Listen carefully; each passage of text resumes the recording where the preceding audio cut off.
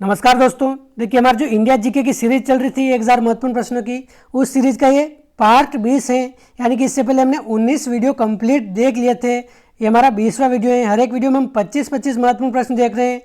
तो देखिए इस तरह से हमारे 20 वीडियो में अगर 25 प्रश्नों के हिसाब से बात करें तो हमारे इस वीडियो के बाद 500 प्रश्न कवर हो जाएंगे। तो देखिए 500 प्रश्न पूरे हो गए हमारे इस वीडियो के बाद, और हम इसके जस्ट अगला वीडियो जो आएगा इन सभी 500 प्रश्नों की एक साथ रिवीजन करेंगे। यानी कि इन 20 भागों में आज दिन तक जितने भी प्रश्न देखे हैं 500 प्रश्न हमने व्याख्या सहित देख लिए हैं। तो ये 500 के 500 प्रश्न आपको एक ही वीडियो में मैं एक ही वीडियो बनाकर आपको रिवीजन करवा दूंगा। तो आप वीडियो अच्छा लगे तो अपने दोस्तों के साथ भी ज़रूर शेयर करें, अपने मित्रों को बताएं कि ये प्रश्न काफ़ी महत्वपूर्ण होने वाले हैं अपने एग्जाम के लिए। तो देखिए इस वीडियो का अगर पहला प्रश्न देखें तो लिंगराज का मंदिर किस राज्य में है?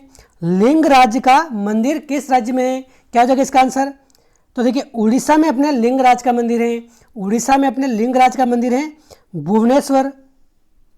भुवनेश्वर उड़ीसा में ये भगवान शिव को समर्पित है ये लिंगराज का मंदिर। तो आप ध्यान रखें ऑप्शन फर्स्ट। अगला प्रश्न है, महात्मा गांधी को पहली बार राष्ट्रपिता कहकर किसने संबोधित किया था? तो देखिए महात्मा गांधी को राष्ट्रपिता के नाम से जाना जाता है, हमें पता है, लेकिन प्रथम बार राष्ट्रपिता की उपाधि किसने दी थी? तो देखिए ये आप ध्यान रखें, सुभाष चंद्र बोस ने महात्मा गांधी को पहली बार राष्ट्रपिता कहकर संबोधित किया था। तो ऑप्शन बी हो जाएगा अपने एकदम करेक्ट आंसर। और देखिए गांधी जी को पहली बार महात्मा किसने कहा था? महात्मा की उपाधि गांधी जी को किसने दी थी? ये अपने दी थी रविंद्रनाथ टैगोर ने। तो ये भी आप ध्यान रखें, ये भी पूछा जाता है। महात्मा की उपाधि तो अपने रविंद्रनाथ टैगोर और अपने राष्ट्रपिता की उपाधि सुभाष चंद्र बोस। प्रश्न 3 है, महात्मा गांधी दक्षिण अफ्रीका से भारत कब लौटे थे? तो देखिए महात्मा गांधी दक्षिण अफ्रीका से अगर भारत कब लौटे ये पूछा जाए तो आप ध्यान रखें 1915 में भारत लौटे थे महात्मा गांधी दक्षिण अफ्रीका से। तो ऑप्शन फर्स्ट हो जाएगा अपने एकदम सही आंसर। अगला प्रश्न है, महात्मा गांधी अपने जीवन में सिर्फ एक बार कांग्रेस के अध्यक्ष किस अधिवेशन में बने थे? तो देखिए हमने पहले देखा था पिछले वीडियो में, महात्मा गांधी अपने जीवन में सिर्फ एक बार कांग्रेस के अध्यक्ष बने थे। वो किस अधिवेशन में बने थे? कानपुर अधिवेशन, लाहौर अधिवेशन, कलकत्ता अधिवेशन या मुंबई अधिवेशन। देखिए इसमें चारों ऑप्शन ये गलत हो गए हैं, टाइपिंग मिस्टेक हुआ है। इसमें चारों ऑप्शन गलत है, क्योंकि देखिए महात्मा गांधी कांग्रेस के एक बार अध्यक्ष बने थे। ये किस अधिवेशन में बने थे? बेलगांव अधिवेशन में।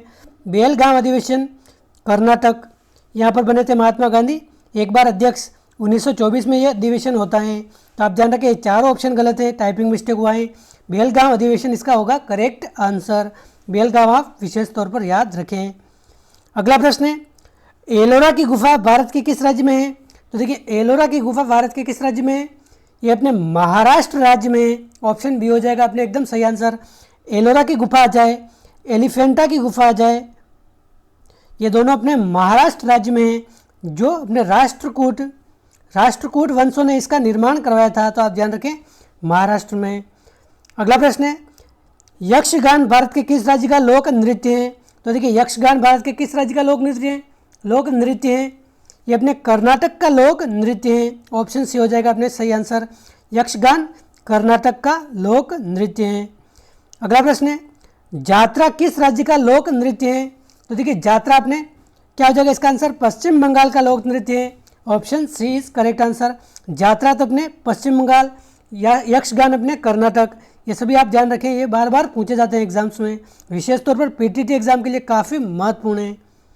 अगला प्रश्न है, 1 रुपये के नोट पर किसका हस्ताक्षर होता है? तो देखिए 1 रुपये के नोट पर क्या हो जाएगा इसका आंसर? आप कमेंट करके ज़रूर बताइए इसका आंसर। 1 रुपये के नोट पर किसका हस्ताक्षर होता है? तो देखिए ये होता है अपने वित्त सचिव का। Option C. देखिए 1 रुपये तक के जितने भी नोट हैं उस पर वित्त सचिव का हस्ताक्षर होता है 1 रुपये के नोट पर, और उसके ऊपर अपने आरबीआई के गवर्नर का हस्ताक्षर होता है। तो आप ध्यान रखें 1 रुपये के नोट पर अपने वित्त सचिव का हस्ताक्षर होता है। Option C. अगला प्रश्न है, भारत में सहायक संधि की शुरुआत किस अंग्रेज गवर्नर जनरल के समय हुई थी? तो देखिए भारत में सहायक संधि की शुरुआत अपने हुई थी लॉर्ड वेलेस्ली के समय। लॉर्ड वेलेस्ली के समय सहायक संधि की शुरुआत हुई थी भारत में। Option C. अगला प्रश्न है, बंगाल विभाजन किसके समय रद्द हुआ था? तो देखिए बंगाल विभाजन रद्द किसके समय हुआ था? तो देखिए सबसे पहले तो अगर बंगाल विभाजन की बात करें तो हमने बात की थी पहले 1905 में बंगाल विभाजन होता है लॉर्ड कर्जन के समय। 1905 में बंगाल विभाजन होता है, वापस ये 1911 में रद्द कर दिया जाता है। 1911 में लॉर्ड हॉर्डिंग के समय, ऑप्शन सी, लॉर्ड हॉर्डिंग द्वितीय के समय 1911 में बंगाल विभाजन वापस रद्द कर दिया जाता है। तो ऑप्शन सी हो जाएगा अपने लॉर्ड हॉर्डिंग के समय। अगला प्रश्न है, विद्या भारती विश्वविद्यालय के संस्थापक कौन थे? राधा कृष्णन, रविन्द्रनाथ टैगोर, महात्मा गांधी या मदर टेरेसा? तो देखिए विद्या भारती विश्वविद्यालय के संस्थापक कौन थे अपने? ये थे अपने रविंद्रनाथ टैगोर, ऑप्शन बी। और इसकी स्थापना कब की थी? इसकी स्थापना हुई थी अपने 1921 में रविंद्रनाथ टैगोर के द्वारा। अगला प्रश्न है, भारत में स्थानीय स्वशासन का जनक कौन था? तो देखिए भारत में स्थानीय स्वशासन का जनक अगर पूछ ले तो लॉर्ड रिपन को अपने स्थानीय स्वशासन का जनक कहा जाता है। तो option D is correct answer. अगला प्रश्न है, बंगाल का प्रथम गवर्नर जनरल कौन था? तो देखिए बंगाल का प्रथम गवर्नर जनरल कौन था? क्या हो जाएगा इसका आंसर? तो देखिए बंगाल के गवर्नर जनरल की बात करें प्रथम की अगर, तो ये है अपने वारेन हेस्टिंग, ऑप्शन बी हो जाएगा अपने सही आंसर। देखिए एक प्रश्न आपको कमेंट करके आंसर बताना है। बंगाल का गवर्नर जनरल तो अपने वारेन हेस्टिंग है, लेकिन भारत का प्रथम गवर्नर जनरल अगर पूछ ले, भारत का प्रथम गवर्नर जनरल अगर पूछ ले तो ये कौन था?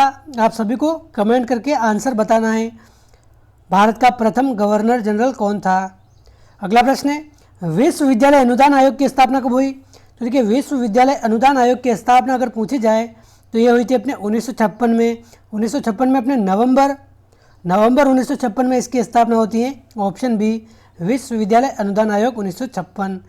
अगला प्रश्न है, राष्ट्रीय शैक्षिक अनुसंधान एवं प्रशिक्षण परिषद यानी कि NCERT, इसकी स्थापना किस वर्ष की गई? तो देखिए NCERT की स्थापना अपने कब की गई? ये अपने 1961 में की गई, ऑप्शन फर्स्ट, जुलाई 1961 में अपने NCERT की स्थापना की गई। इसका मुख्यालय अगर पूछ ले तो कहाँ है इसका मुख्यालय? नई दिल्ली इसका मुख्यालय है। तो आप ध्यान रखें 1961 में NCERT की स्थापना की गई और इसका पूरा नाम क्या है? राष्ट्रीय शैक्षिक अनुसंधान एवं प्रशिक्षण परिषद। यह भी आप ध्यान रखें, यह भी पूछा जाता है। प्रश्न 16 है, भारत में प्रथम राष्ट्रीय शिक्षा नीति की घोषणा कब की गई? तो देखिए भारत में प्रथम राष्ट्रीय शिक्षा नीति ये कब आई थी? ये आई थी अपने 1968 में, ऑप्शन डी हो जाएगा अपने सही आंसर। 1968 में भारत में प्रथम राष्ट्रीय शिक्षा नीति की घोषणा की गई। अगला प्रश्न है, भारत में आधुनिक शिक्षा के जन्मदाता किसे कहते हैं? तो देखिए भारत में आधुनिक शिक्षा के जन्मदाता अगर पूछा जाए तो ये अपने कहते हैं चार्ल्स ग्रांट को। चार्ल्स ग्रांट को अपने भारत में आधुनिक शिक्षा के जन्मदाता कहते हैं। प्रश्न 18 है, हिंदी पत्रिका उदंत मार्तंड के लेखक कौन है? तो देखिए हिंदी पत्रिका उदंत मार्तंड के लेखक कौन है? पंडित युगल किशोर शुक्ल, ऑप्शन ए हो जाएगा सही आंसर। पंडित युगल किशोर शुक्ल अपने उदंत मार्तंड के लेखक हैं। और देखिए हिंदी भाषा का प्रथम समाचार पत्र अगर पूछा जाए तो अपने उदंत मार्तंड ही हैं। हिंदी भाषा का प्रथम समाचार पत्र एक प्रकाशित हुआ था अपने 1826 में। हिंदी भाषा का प्रथम समाचार पत्र है अपने उदंत मार्तंड, इसके लेखक अपने पंडित युगल किशोर शुक्ल हैं। अगला प्रश्न है, भारत में प्रथम सूती वस्त्र कारखाना कहाँ स्थापित किया गया था? मुंबई, अहमदाबाद, कोलकाता या कानपुर? तो देखिए भारत में प्रथम सूती वस्त्र कारखाना अपने कोलकाता में स्थापित किया गया था, ऑप्शन सी हो जाएगा अपने सही आंसर। देखिए यह असफल रहा था, असफल, लेकिन प्रथम अगर सफल कारखाने की बात करें तो ये अपने मुंबई में स्थापित किया गया था, लेकिन ओवरऑल अगर बात करें प्रथम सूती वस्त्र कारखाना तो ये अपने कोलकाता में स्थापित किया गया था। अगला प्रश्न है, भारतीय सिनेमा का जनक किसे माना जाता है? तो देखिए भारतीय सिनेमा का जनक अपने दादा साहेब फाल्के को माना जाता है, ऑप्शन डी हो जाएगा अपने सही आंसर। दादा साहेब फाल्के को भारतीय सिनेमा का जनक माना जाता है। अगला प्रश्न है, भारत में तीनों सेनाओं का प्रमुख कौन होता है? तो देखिए भारत में तीनों सेनाओं का प्रमुख काफ़ी महत्वपूर्ण प्रश्न है, बार बार पूछा जाता है। राष्ट्रपति होता है, तीनों सेनाओं का प्रमुख भारत में राष्ट्रपति होता है। आरबीआई का प्रथम गवर्नर कौन था? तो देखिए भारतीय रिजर्व बैंक ऑफ इंडिया, इसका गवर्नर कौन था प्रथम? तो ये था अपने Osborne Smith, option D. Osborne Smith अपने आरबीआई का प्रथम गवर्नर था। और प्रथम भारतीय गवर्नर कौन था? सीडी देशमुख, ऑप्शन बी हो जाएगा।